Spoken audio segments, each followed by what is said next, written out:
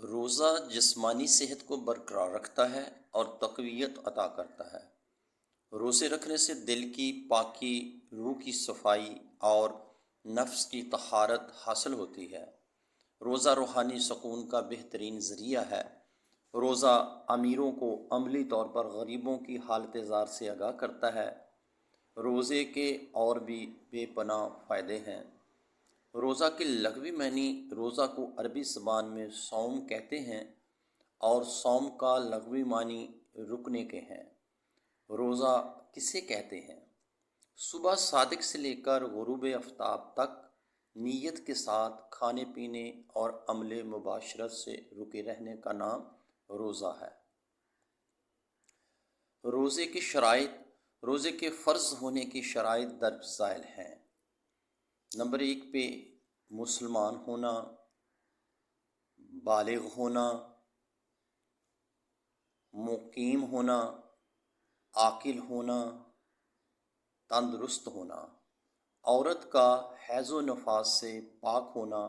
روزے کی نیت کا طریقہ۔ واضح رہے کہ نیت دل سے ارادہ کرنے کا نام ہے۔ زبان سے بھی نیت کے الفاظ کہہ لیے جائیں تو بہتر ہے۔ مثال کے طور پر رمضان کے روزے کی نیت کے لیے یہ الفاظ کہے کہ میں رمضان کے روزے رکھنے کا ارادہ کر رہا ہوں، اور اگر کوئی رمضان کے علاوہ دنوں میں نفلی روزہ رکھنا چاہے تو وہ اس طرح کہے کہ میں نفلی روزہ رکھنے کی نیت کر رہا ہوں۔ اسی طرح رمضان میں روزہ رکھنے کے ارادہ سے سحری کھا لینے سے بھی روزے کی نیت ہو جائے گی۔ روزہ افطار کرنے کی دعا۔ روزہ کھولنے کی دعا افطار کرنے سے پہلے یا افطار کرنے کے بعد پڑھی جاتی ہے۔ افطار کے وقت حدیث میں 2 دعائیں پڑھنا منقول ہے۔